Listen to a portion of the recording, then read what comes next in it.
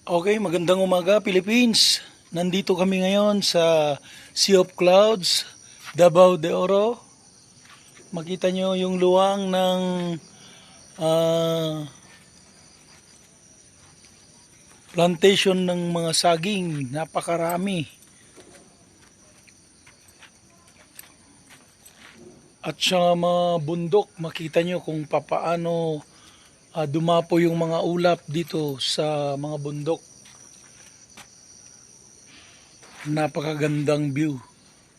Nasa tuktok kami ng bundok. Makita nyo. Ayan po, makita nyo sa baba yung mga taniman ng saging at saka yung mga bahay na maliliit. Makikita nyo ang pagmamay-ari ng mga nagtatanim ng mga saging dito sa Davao de Oro, dito sa Mindanao.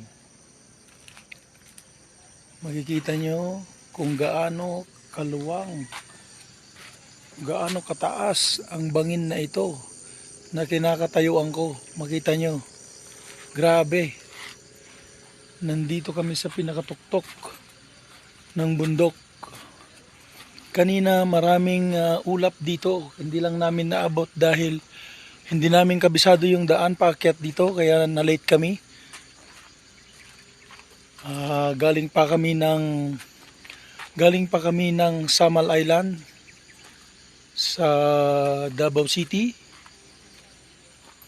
Ayan, makita nyo kung gaano kaganda itong napuntahan naming lugar dito sa Mindanao.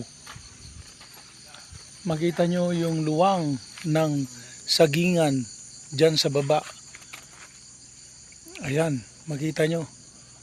Paikot, puro saging. Ito'y magandang pagkakataon namin na makarating dito sa Mindanao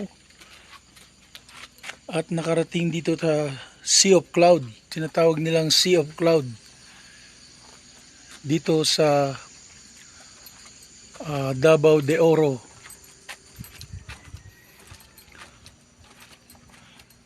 Ang biyahe magmula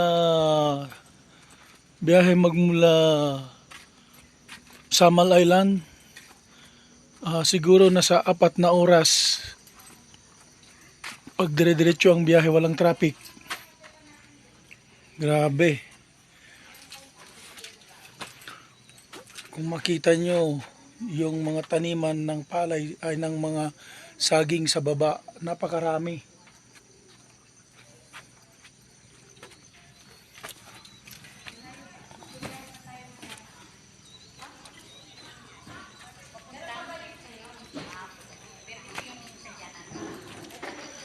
Makita nyo itong malaking paru-paro dito sa kinakatayuan ko. Ayan, nandito sa gilid ng bangin. Tapos yung malaking gagamba doon sa taas, sa tabi ng bulkan. Ayan naman, dito naman nagpipicture yung mga dumadayo dito na mga turista. Makikita nyo kung gaano kaganda ang lugar na ito. Ayan.